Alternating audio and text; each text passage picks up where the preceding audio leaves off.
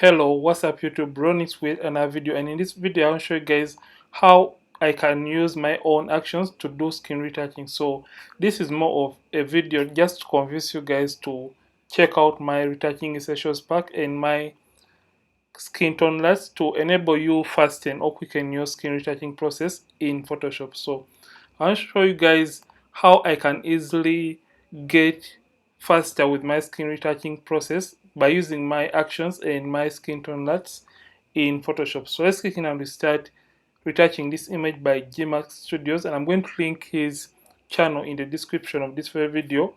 So I'm just going to come to my actions right here, and I'm going to play my 8-bit action.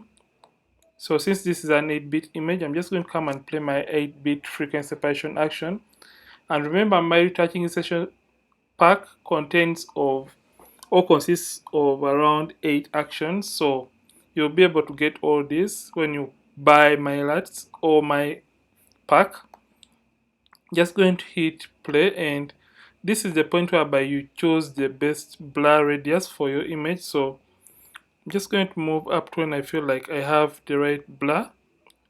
I think at 9 I've lost out on the details in the image, and hit OK, and it's just going to rather create for me all these folders. So what I'm going to do, I'm simply going to turn this off and turn this off too. So usually what I do, or the new technique that I found out, is when I turn this off I can see every uneven skin tone in this image. So I'm just going to come and select my mixer brush tool. It is a clean brush. I select the second option. Wetness is 9, load 75, mix 90, flow 100, and make sure sample all layers is not ticked or checked. So I'm just going to zoom in a little bit and start evening out the tone. So I'm going to increase on the size of my mixer brush tool by using the box bracket. So the right box bracket increases on the size and the left one reduces on the size. So I'm just going to start painting. So I'm basically holding down the left button on the mouse and moving it to even out the skin tones, just like that. So the good thing with this technique is when you're using this and you're painting, you see everything in real time and you can see where you haven't worked on in the image. So I would recommend you try out this, but you can as well opt for the black and white technique, depending rather on what you want to go in for or what you're comfortable with. So I'm just going to be painting using this mixer brush tool while I've turned off my high frequency layer and I've selected the low frequency layer. So you can see that these actions really are really important, and they quicken or fasten your skin retouching process in Photoshop if at all you're using frequency separation as a skin retouching technique. So I'm just going to come and paint because I don't want this to be a long tutorial. So I'm just going to come and paint through. So you can see this is affecting the image in real time, and this makes the image look a little bit like an oil painting, I know, because I've turned off the textures of this particular image. So when I come and turn the textures on, you can see that we have simply retained the textures, and when I turn this on and off, you can see the before and after with just a few strokes of the mixer brush tool. So I'm just going to come and turn this off and continue working on the image. So as you're retouching, you have to always check on the progress because you don't want to go overboard. So you have to keep on checking on the progress by turning on the layers and turning them off. So come to the nose area, and how I am doing this, I'm simply painting on tones that look alike in the image. So I'm basically just doing that.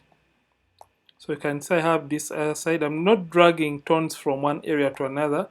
I'm basically trying to paint and unify or harmonize tones that look alike in the skin tone area of the model's face. So that is what I'm trying to do. So depending on how good the makeup is, you can even take less time on this process if at all the makeup artist was really on point, and secondly, if at all you shot the image well as you're taking it. So like I said, you have to keep on zooming in and out and checking on the progress. So how I'm zooming in and out, I am basically using the command plus or control plus on the keyboard. So let's see before and after, before, after.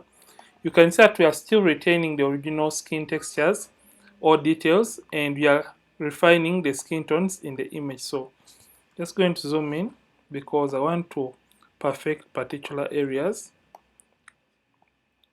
I'm just going to come to the forehead, and I want you guys to see what is going to happen right here.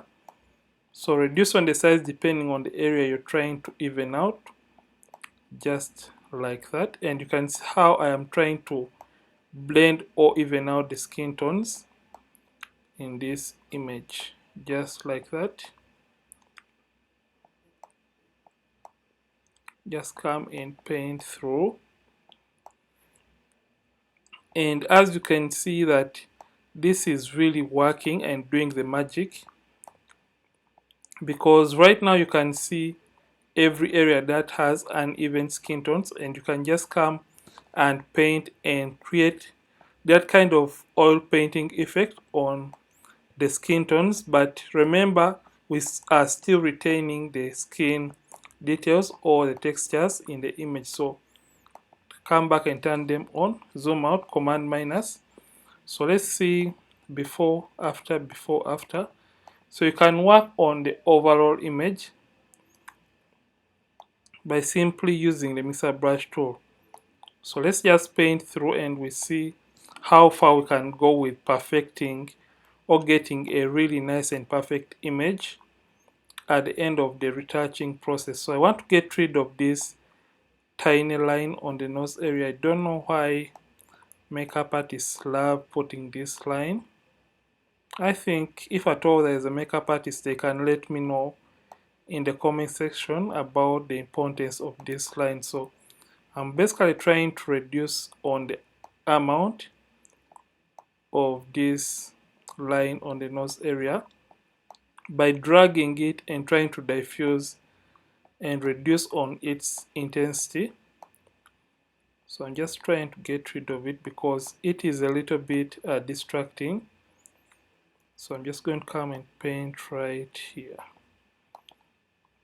So I'm just going to harmonize this area even more so that I can have nice transitions and get rid of those patches in the skin tone area. So zoom out, command minus, and see what you have done. And I would recommend that when you're retouching, you retouch at a distance because you don't want to distort the original shape of the model's face. So just retouch at a distance and don't zoom all the way in. So turn this back on and you see a progress. So this is the before after, and the progress is really nice and good, I should say. So we're just going to work on the rest of the model's body. Turn this off and come and continue blending or evening out the tones in these lower parts of the body, just like that. And I think you can see that this is really doing the magic. So if at all you want to retain enough texture, make sure that at the point of removing the textures or where the action stops playing, you put in the right details or the right radius, because when you don't put that right, you're going to be getting the results that are not really nice at all from your retouching process. So always make sure that you feed in the right Gaussian blur details or radius if at all you want to have a nice and perfect image during and after your skin retouching process. So let's turn this back on and we see what we have so far. So this is the before after. I hope you can see how we are able to transform this particular image. So we're just going to come and continue working. So I know this is taking quite a long time, but I just wanted to show you how effective my actions are, because most of you tend to claim that my actions are not really nice and effective. Yeah, because someone left a review on my actions, and yeah, someone, actually that person had even contacted me like in my DM, and I had responded to them about how to work with the actions, but they went ahead to leave a very bad review on my action pack. So I don't know how people really are, but anyway, I just left that to slide. So let's see what we have done so far. This is the before after before after. So I'm just going to zoom out and we see what we have so far. So this is the image before after before after.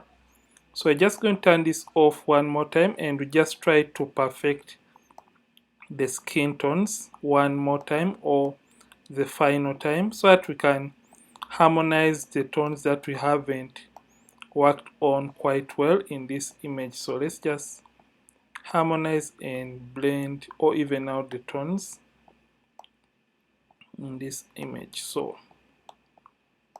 and I think this is quite, or it looks quite good.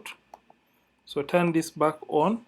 So next thing is going to be, and those who have been watching my tutorials, I always incorporate the use of a lasso tool to fine tune the image even more. So while I am selected on the low frequency layer, I'm going to come to the lasso tool, and I'm going to be using a feather of 22 pixels.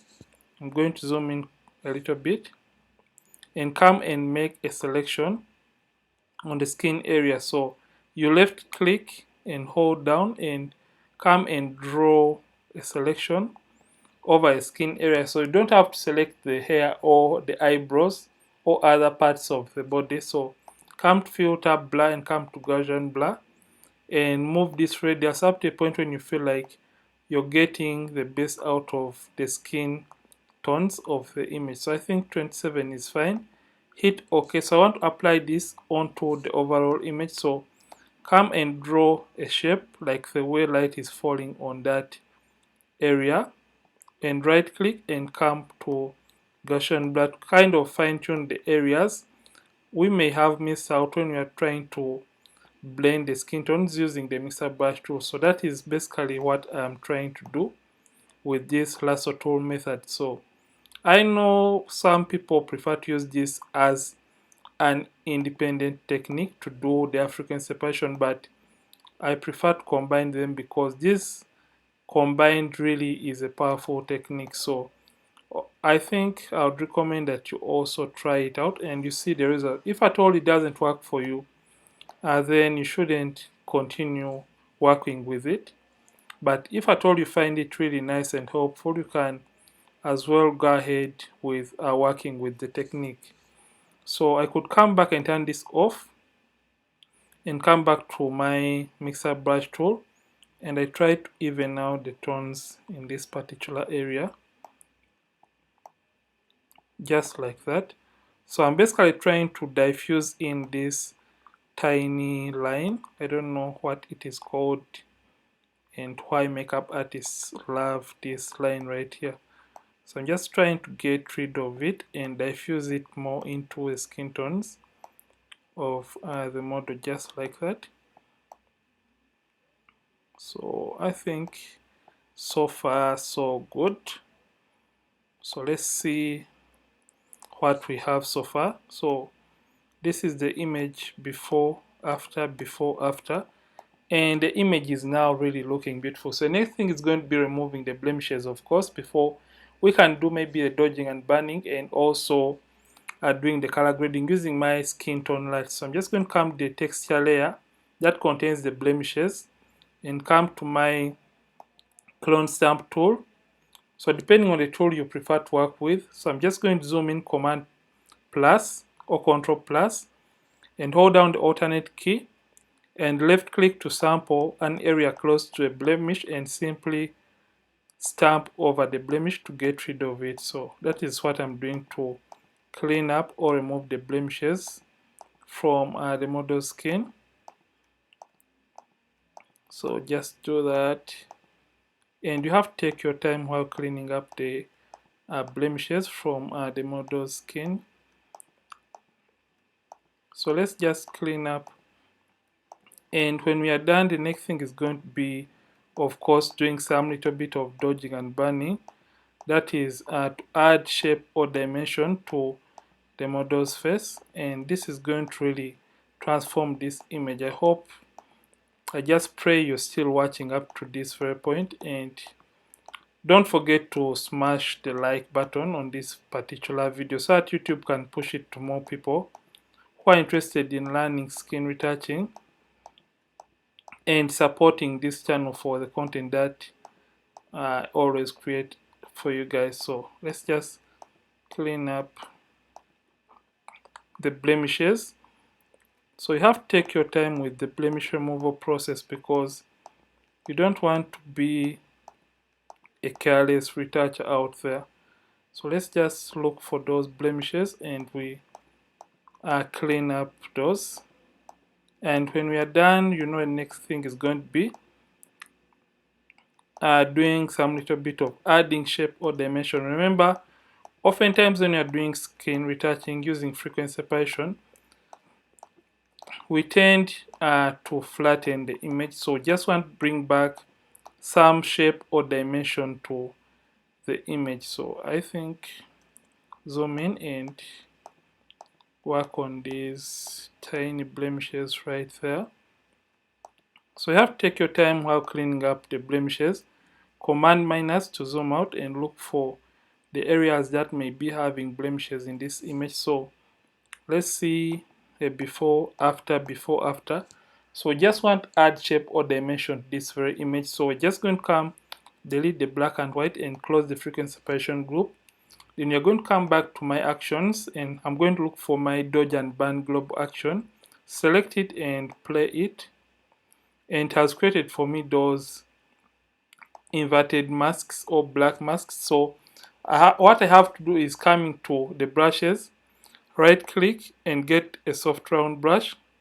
Opacity, you're going to be using an opacity of around 9%. So make sure white is on the foreground and white is on top right here. And to get white on top, you can toggle by using X on the keyboard. So just want to fine tune or contour this image. So remember, when you're dodging, you dodge the highlights, and when you're burning, you burn the shadows. So first is the highlights. So I'm just going to come and start painting over the highlights in this image. So using my brush, I'm just going to come and paint over those highlights I feel like should have been in the initial image, just like that. And I'm going to come to my burn. So I think I have some highlights right here. Come to my burn layer and I'm also going to do the same for the burning. Come to the shadows and simply burn them. And come to the nose area because I want to add that nice shape or dimension or depth fill to the nose area, just like that. And also I'm going to come back to the dodge and just brighten up this particular area to dodge it. So before after for the dodge, and this is the before and after for the burn. So command minus to zoom out. So I'm just going to close this. So next thing is going to be, I want to do a little bit of eye whitening to this model. So I'm going to hit shift alternate command E on the keyboard to create a stamp visible layer, and I'm going to come to my actions. I'm going to play my eye and teeth whitening action. So I'm just going to come and play it, and it is going to create for me these black masks. So what I'm going to do, I'm going to come back the brush, soft round brush, opacity and the flow at 100%, and make sure white is on the foreground right here, and zoom in and start painting over the white area to whiten it. So I'm just going to come and simply hold down the left click button and start painting over the white area to whiten it. So you can see that this is whitening the eye in a more natural way and it is not making the eye look blue. So that is the advantage of using my Retouching Essentials pack. And this, you can even come and enhance that, and come and also enhance this iris if at all you really want. So, and I think that looks better. So the next thing is going to be, let me zoom in. I see if at all I can do a little bit on the teeth whitening tool. Reduce on the size and paint over the teeth to whiten them. And you can see the before and after for the eye whitening. So the next thing is going to be color grading this particular image. And before you can color grade it, we simply want to darken the blacks of this image. So I'm just going to come to my actions and look for my darken blacks action and simply play it. And that is going to darken the blacks in this image. So I feel like that is too much. I'm just going to reduce on the opacity. And I think that really adds more feel to the image. Then I want to reduce on the amount of reds. I'm going to come back to the actions and look for my red reduction action. Select it and simply play it, and this is going to mute down or reduce on the reds in the image. So you can reduce on the opacity if at all you feel like it really did too much onto the image. So the next thing is going to be color grading this image using my LUTS. I'm just going to come to my color lookup, and for those interested in all these, you can check the link in the description of this video so that you can purchase and buy them to speed up your process of retouching in Photoshop. So I'm going to come to my RP load pack, and I'm going to play and see what works best. I think this looks beautiful. So let me see Alpha 3. That looks amazing. 4. Wow, I love this. Let me look at 7. I think 7 looks really beautiful. Let me try out 9.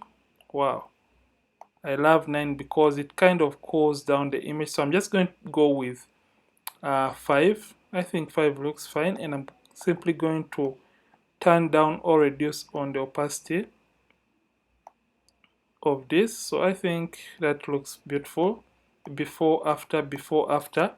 So I'm just going to add a little bit of contrast to this particular image by coming to my brightness and contrast and turning up the contrast to this image. So I think that looks beautiful. Then I feel like this is really distracting and taking over the attention of this model from the eyes. I'm just going to create another stamp visible layer by hitting Shift Alternate Command E on the keyboard.